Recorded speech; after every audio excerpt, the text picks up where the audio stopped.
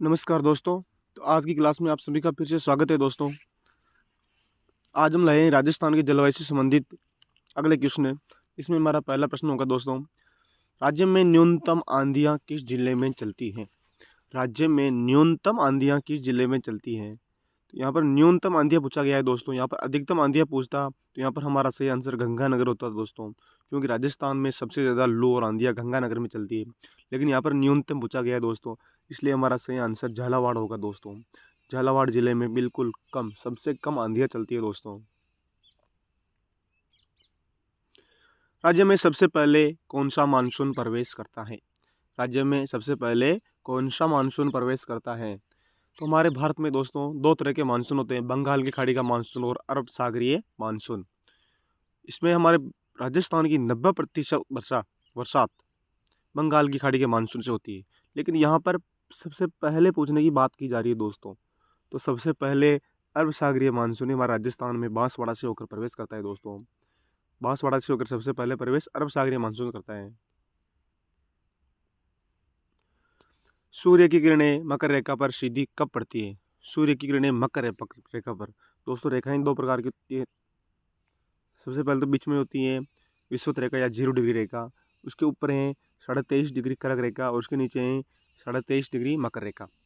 तो दोस्तों सूर्य हमेशा इन कर्क रेखा और मकर रेखा के मध्य ही रहता है दोस्तों। तो हमने इससे पहले वाले क्लास में पढ़ा है कि कर्क रेखा पर सूर्य 21 जून को सीधा चमकता है। 21 जून को, तो उस दिन हमारे यहाँ सबसे बड़ा दिन होता है। तो मकर रेखा पर इसके विपरीत जब कर्क रेखा पर सबसे छोटा दिन होगा, उस दिन सूर्य मकर रेखा पर चमका दोस्तों यहाँ पर। और जब मकर रेखा पर सूर्य चमकेगा तो यहाँ सबसे छोटा दिन होगा, तो वो दिन है 22 दिसंबर। 22 दिसंबर को राजस्थान में सबसे छोटा दिन होता है दोस्तों। राजस्थान में क्या, पूरे उत्तरी भारत में सबसे छोटा दिन होता है दोस्तों। इसलिए 22 दिसंबर के दिन सूर्य मकर रेखा पर सीधा चमकता है दोस्तों। तो यहाँ पर हमारा सही आंसर होगा 22 दिसंबर।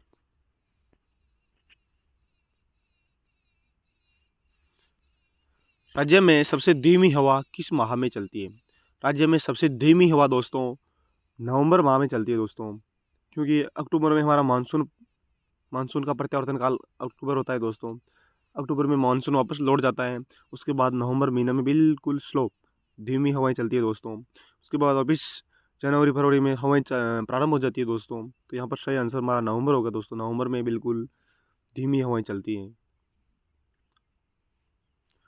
राज्य में वर्षा ऋतु की अवधि रहती है। राज्य में वर्षा ऋतु की अवधि, यहाँ पर वर्षा ऋतु की अवधि पूछी दोस्तों। वर्षा ऋतु किस माह में या किन किन माह के मध्य वर्षा होती है दोस्तों? तो हमारा यहाँ पर सही आंसर होगा मध्य जून से दोस्तों, मध्य जून से सितंबर तक, मध्य जून से सितंबर तक दोस्तों, यही हमारा सही आंसर होगा। राज्य में सर्वाधिक वर्षा किस भाग में होती है? राज्य में सर्वाधिक वर्षा किस भाग में होती है? यहाँ पर किसी जिले का नाम नहीं पूछा दोस्तों। यहाँ पर दिशा से संबंधित क्वेश्चन है कि दक्षिणी भाग में, दक्षिणी पूर्वी भाग में, उत्तरी पश्चिमी भाग में, उत्तरी पूर्वी भाग में। तो यहाँ पर हमारा सही आंसर होगा दक्षिणी पूर्वी भाग में, क्योंकि दक्षिणी भाग प्रतापगढ़ डूंगरपुर बांसवाड़ा और पूर्वी भाग इधर कोटा संभाग वाला क्षेत्र, इस पूरे क्षेत्र में दोस्तों सबसे ज़्यादा वर्षा होती है। इसलिए यहाँ पर सही आंसर होगा दक्षिणी पूर्वी भाग।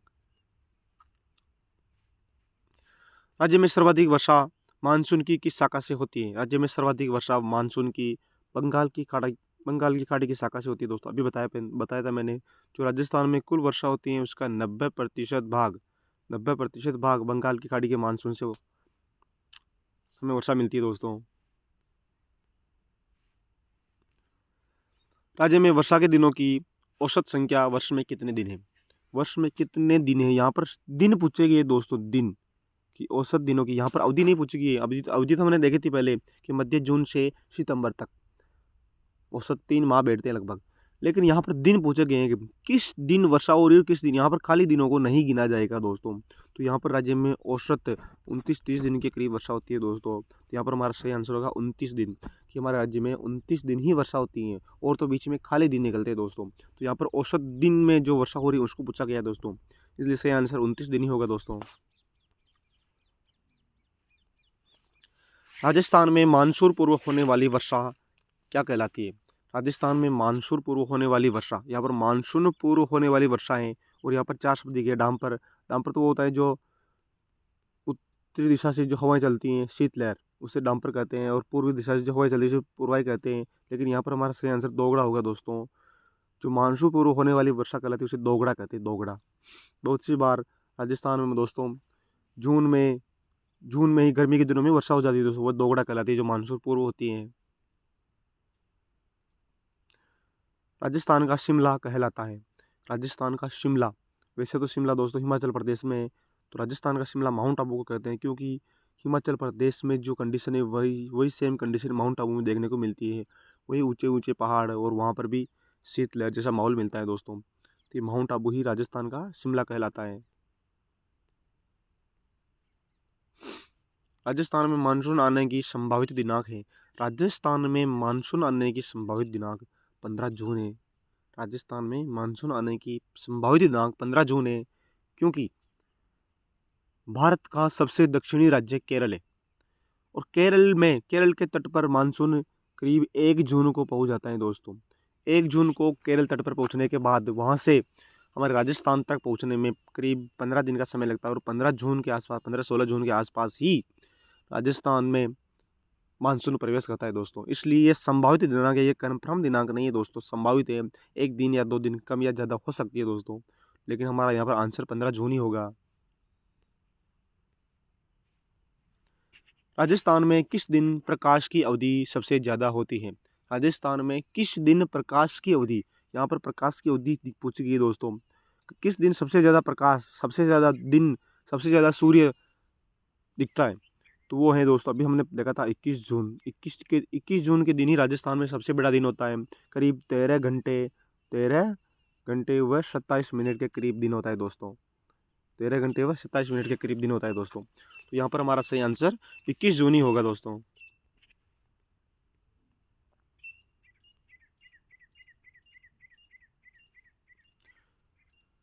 राजस्थान में मानसून का प्रवेश द्वार है, राजस्थान में मानसून का प्रवेश द्वार है दोस्तों। अभी थोड़ी देर पहले मैंने बोला था कि राजस्थान में बांसवाड़ा से होकर प्रवेश करता है मानसून, और ये अरब सागरीय शाखा से बांसवाड़ा में मानसून प्रवेश करता है दोस्तों। क्योंकि सबसे दक्षिणतम भाग बांसवाड़ा, ये माउंट आबू तो सिरोही में आ जाता है दोस्तों, उदयपुर ऊपर आ जाता है, झालावाड़ इधर आता है दक्षिणी पूर्वी भाग में। तो यहाँ पर सबसे दक्षिण में बांसवाड़ा ही है, और ये भी हमने पहले देखा था कि राज्य में सबसे पहले अरब सागरीय मानसून ही प्रवेश करता है। तो अरब सागरीय मानसून तो गुजरात साइड से आता है, तो वहाँ पर पहला जिला हमारा बांसवाड़ा ही होगा दोस्तों। राज्य का सर्वाधिक ठंडा महीना है, राज्य का सर्वाधिक ठंडा महीना दोस्तों जनवरी होता है दोस्तों। जनवरी में ही सबसे ज़्यादा शीतलहर भी चलती है दोस्तों, इसलिए सबसे ठंडा महीना भी जनवरी ही होगा। थॉर्नेट के जलवायु वर्गीकरण के अनुसार निम्न में से किस प्रदेश का युग्म असंगत है? किस जलवायु प्रदेश का युग्म असंगत है? यहाँ पर थॉर्नवेट के जलवायु वर्गीकरण के अनुसार पूछा गया दोस्तों। तो यहाँ पर सही आंसर हमारा EAD में जैसलमेर, पश्चिमी बाड़मेर, पश्चिमी जोधपुर, और यहाँ पर पश्चिमी बीकानेर होता है। यहाँ पर नागौर नहीं होना चाहिए दोस्तों, ये गलत है। नागौर की जगह अगर यहाँ पर पश्चिमी बीकानेर दिया होता तो ये भी सही होता। इसके अलावा और तीनों सही है दोस्तों। तो यहाँ पर असंगत पूछा गया है, इसलिए हमारा आंसर तो 1 नंबर सही होगा दोस्तों, क्योंकि नागौर की जगह पर पश्चिमी बीकानेर आना चाहिए था। कोपेन के वर्गीकरण के आधार पर निम्नलिखित में से कौन सा डूंगरपुर जिले के लिए है? डूंगरपुर जिले के लिए दोस्तों AW है दोस्तों, AW जलवायु प्रदेश दोस्तों डूंगरपुर, बांसवाड़ा, प्रतापगढ़, झालावाड़, दक्षिणी उदयपुर और दक्षिणी बारां, इनके आसपास की वनस्पति, क्योंकि वनस्पति के आधार पर कोपेन ने वर्गीकरण किया था दोस्तों। तो ये 5 जिले में AW प्रकार की जलवायु पाई जाती है। तो यहाँ पर डूंगरपुर पूछा गया है, तो डूंगरपुर में AW है दोस्तों। सर्दियों के दिनों में उत्तर दिशा से चलने वाली शीतलहर को कहते हैं। सर्दियों के दिनों में उत्तर दिशा से चलने वाली, अभी थोड़ी देर पहले देखा था मैंने, डाम्पर है जो सर्दियों के दिनों में उत्तर दिशा से चलने वाली शीतलहर होती है दोस्तों, इसे डाम्पर कहते हैं। राज्य में सर्वाधिक ओले किस जिले में गिरते हैं? राज्य में सर्वाधिक ओले दोस्तों जयपुर में गिरते हैं दोस्तों। राज्य में सर्वाधिक ओले जयपुर में गिरते हैं। राज्य में शीत ऋतु की समयावधि होती है। शीत ऋतु की समयावधि दोस्तों, शीत ऋतु की समयावधि अक्टूबर से फरवरी तक होती है दोस्तों, अक्टूबर से फरवरी तक, क्योंकि अक्टूबर से ही मानसून प्रत्यावर्तित हो जाता है, उसके बाद शीत ऋतु प्रारंभ हो जाती है। तो अक्टूबर से फरवरी तक, और मार्च में तो दोस्तों गर्मी पड़ने लग जाती है दोस्तों। तो अक्टूबर से फरवरी तक शीत ऋतु की समय अवधि होती है दोस्तों। राजस्थान को कितने कृषि जलवायु प्रदेशों में विभक्त किया गया है? तो राजस्थान को 10 कृषि जलवायु प्रदेशों में विभक्त किया गया है। 10, यहाँ पर हमारा सही आंसर 10 होगा दोस्तों। राजस्थान में सर्वाधिक आर्द्र महीना कौन सा है? राजस्थान में सर्वाधिक आर्द्र महीना पूछा गया दोस्तों। तो आर्द्र का मतलब दोस्तों हम वर्षा से नहीं ले सकते कि किस महीने में वर्षा ज़्यादा हो रही है। आर्द्र का मतलब जैसे उमस किस माह में ज़्यादा है, वही आर्द्र महीना होगा।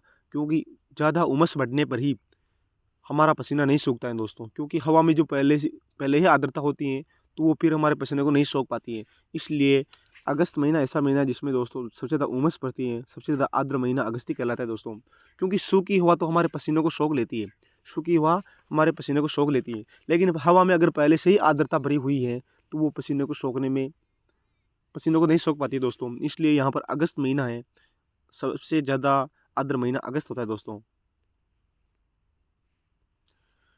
समान वर्षा वाले स्थानों को मिलाने वाली रेखा को कहा जाता है। समान वर्षा वाले स्थानों को तो उसे समवर्षा कहते हैं दोस्तों। राजस्थान में या भारत के नक्शे में आप देख सकते हो, मानचित्र में समवर्षा क्षेत्र होते हैं जिसको एक ही रेखा द्वारा मिलाया जाता है दोस्तों, और वो समवर्षा रेखा कहलाती है दोस्तों।